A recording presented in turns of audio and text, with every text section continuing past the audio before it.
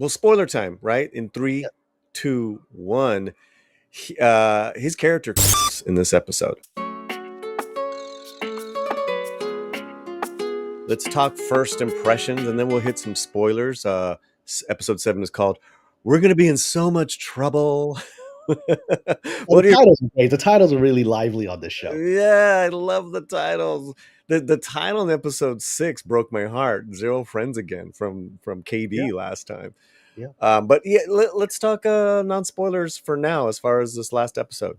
Hit Well, I us. mean, general reaction is I think the show gets better with each episode, right? Mhm. And this is, I mean, this one hit it out the ballpark. It's just nonstop action, thrill, edge of the seat stuff. Like you just hit the ground running or hit the Mhm. space, hit space running, and it's there's very little time to breathe. It's just things keep happening and things keep moving forward, but they're moving forward in good character ways, and the Mhm. characters are growing and the kids are growing and maturing.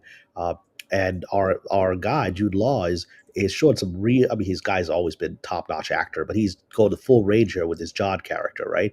With lots of surprises. It goes from being, the bubbling mentor to a very, very, very scary guy, and very Yeah. ruthless. Like one of the more ruthless characters we've seen in Star Wars history. And we saw some stuff here, we're like, oh, they showed that on a kid show, right?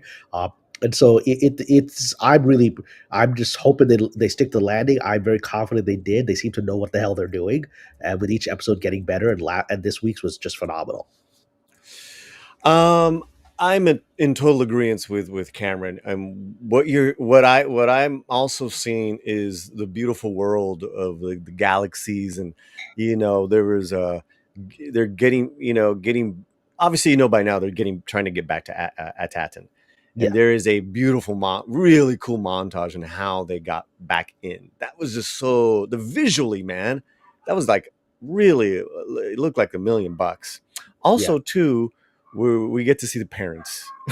It was really Yeah, the I'm parents get to be more proactive in this episode. yeah, yeah. I will say this, man. When I start liking a TV show, I remember the characters' names, Yeah, and I know the kids' names because I just love those kids so much. And I know our good buddy Mexican Iron Man is Mr. Anti-Goonies. that's fine. Um, That's but his. it's like we're talking about escapism, especially during the cynical time, this election year that just passed. I can't think of anything more just free thought, entertaining than this TV show that I've been witnessing. And that's me, guys. Obviously we are fans of the series as a whole. It's ending in the next episode. It's only 8 episodes. And what I've seen in the I mean, honestly, like, there's not a single terrible episode. Like Yeah, it's there's been something a it's little slower, but that's all. That's one's the way. like yeah, one's like a little slower, but then the last 3 or 4 has just been wonderful. Yeah, they're revving up to a big explosive climax of some kind. That's clear. That's clear. I mean, and what's clear is that we love these kids, and that Jude Law's character is not a good dude. Or at least so far. I mean, again, who knows? I still feel that there's layers to him and there's surprises coming. But he went to very, very, very dark places in this episode. I mean, Yeah. he went to a couple of those places in the past, and we'll talk about the Hmm. spoilers of a couple of the past episodes where he basically seized control of the ship and held one of the kids by a knife point. But no one is thinking he's actually going to hurt her. He's just like, just yield and let me have the ship. And it felt like an empty threat. Now he's making threats. Spoiler time. He's making threats to the kids and to their parents, and those threats feel real. Well, spoiler time, right? In Yeah, three, two, one, his character kills in this episode. Whereas before, we're like, aha, he's got a knife to Fern. We don't take it seriously. It's isn't that cute? He wasn't cute in this episode. no, I mean, like He I took like to say, there's no one's gonna ever debate whether John shot first in this episode. so I mean, right. he shot first. He executed someone Yeah. who is incapacitated and can't fight back. He just shot him in the head. I mean, that was just and it's a great character. Yep. And all for the love so far that we think of these are Old Republic credits. These are all Republic credits. So think about. So this is basically what Mhm. we know is that this is the planet is a mint of the old Republic pre Palpatine. So they would mint the credits like a mint makes gold coins here, in our world, right? And that is Mhm. the basis of their economy. And so essentially by taking it, we'd like taking control of the of Fort Knox, right, or Mhm. one of the mid presses of the United States, where you basically control all the gold that's being produced, right? And so that's a massive. You can imagine that's an incomprehensible treasure hoard because you're controlling the wealth of a nation, or in this case, the Mhm. wealth of a galaxy. And so, which is let me just say for a second, one of the reasons that I have great affection for Star Trek, but one of the reasons I like Star Wars more is that it still feels real in the on many levels. It's got religion, it's got spirituality, it's got all these things. People are still bad. It's not as quote unquote idealistic as the Roddenberry universe. But one of the things that in the next generation they made a big deal out of is that they don't use money anymore, and they kind of fudge that Mm. nine where you got Quark and and gold plated latinum. But the idea that Mm. a world without money because it's communist ideal. We don't need money anymore. Mhm. Mhm. Everything can be created out of thin air, and so you don't need to.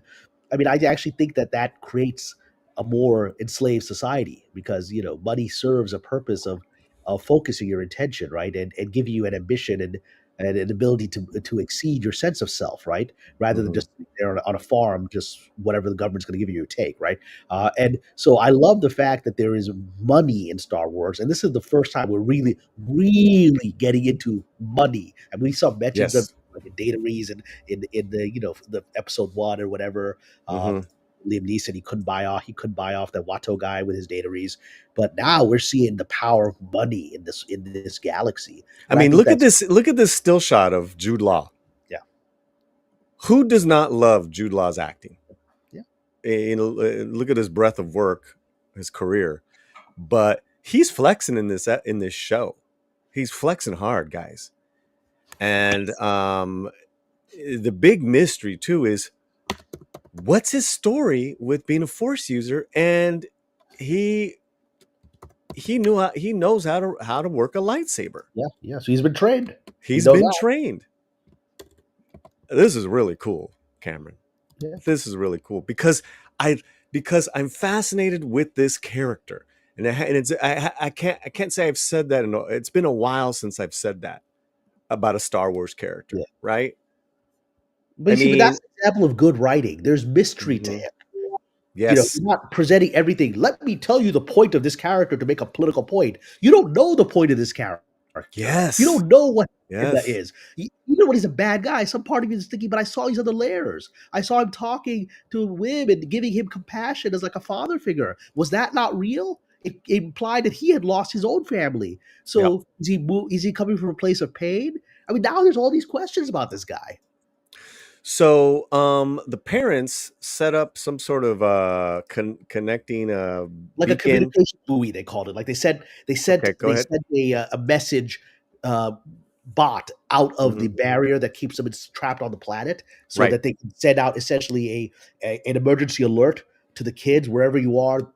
Go find a Republic, Sentinel or somebody who can bring you back here. Correct. That's the gist of the action that the parents do, and how to get back into Atatin. Unfortunately, the pirates also see the communique. Yeah. So there is a great montage where the kids are on this really just dope looking vessel now Mhm. that allows them to maneuver through the lightning. Correct. Yeah, that's it. And that's part of the coolness is we finally see Aten from the outside. The kids, for the Yeah. first time, see Aten from the outside. They've never seen it. They escaped Hmm. the planet, but they never got to look back as to what they'd come from, right? And what it appears to be is a massive gas giant like Jupiter, right? Mm. But that whole gas giant is the barrier. That's the exterior hiding the actual planet, which is a solid planet hidden inside of this gas giant. So, so yeah, I mean, and that's really it in regards to the storyline. And there's a shot here of Jod, with the Threatening the kid. lightsaber, and he's already killed somebody.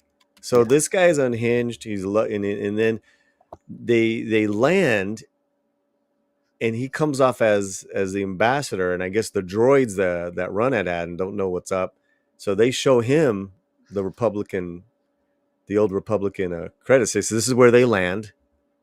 Yeah, That this is was cool. basically like finding old a planet of old Spanish doubloons, right? Which is not just you see the credits are not just valuable because they're credits. Like if you find a Mm-hmm. gold coin, that has inherent value today, right? If Mm-hmm. you find Mm-hmm. an old Spanish doubloon from let's say the 16th century, that is not only worth the gold that it contains, it has historical value, which makes it even multiple exponential value of that, right? So this is the old credits that they found are more worth more than anything that exists in the New Republic because they have historical value.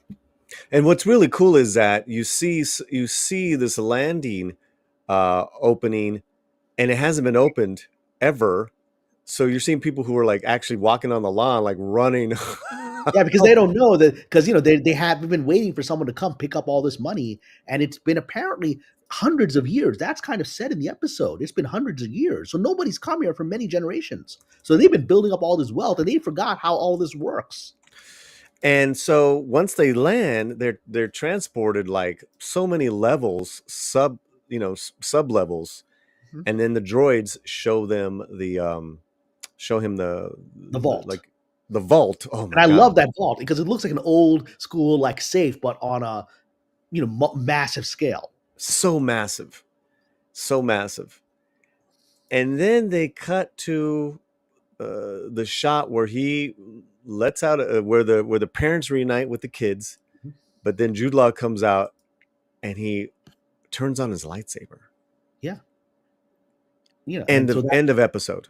and he's also threatened those kids and their parents. He said he was going to carve them up, right? And now he's got the lightsaber on, right, which is an aggressive act. So where's he going to go? Okay, I mean, let's get serious. I mean, there's no way he's going to attack Oh, the he's not going to do parents. that. But it's Yeah, the threat that's well written. the threat is really well done. So where do you think? Okay, so it's a great episode. It's a great. Mhm. It's another very very solid episode for me. Where do you think? But before we get, and we're going to get to comments and everybody, all that stuff. Where do you think this is going to wrap up with the last episode of the season? Well, I'm just going speculation here, but looking at the threads they've listed, there's a couple of mysteries that I think need to at least, if not resolved, and at least be Mm-hmm. pointing into more information. Mm-hmm. Especially because I do believe they're going to do another season of this, so I don't think it's going to be fully Mm. resolved here. I mean, why wouldn't they? I mean, and we'll talk about ratings and all that in a second, but I think from Yep. my information I've gotten is Disney is very happy internally with its progress, right? And so if that's when you're very happy with something, you want more of it, right? That's how Hollywood works, right? And so you don't go one and done, right? You're like, oh, this thing we like it, it's working for us, so let's make more. So I'm assuming that because these people are excellent writers, I'm assuming they're going to resolve some storylines and leave others unresolved so that the story can continue.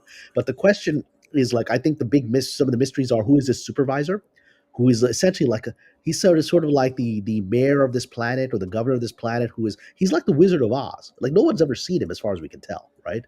No one actually, and so he's like that. It's like the wizard. Are we going to go into Emerald City? Are we going to meet the wizard? Who's the wizard? There's all kinds of theories. Is like some people are theorizing that the pirate that we've been hearing about, who initially got the ship down there that they're Mm-hmm. using, Mm-hmm. uh, that pirate might have taken over the role, but much Mm. like the balloon, the humbug, the circus humbug, who arrived on the balloon in Oz, takes on the role of the wizard because they need someone to play the role, right? So maybe he's doing that. But again, what who is that, and who is this emissary, and why was this mint locked away for centuries? There's got to be more than just trying to hide money away, right? There's got to be something else.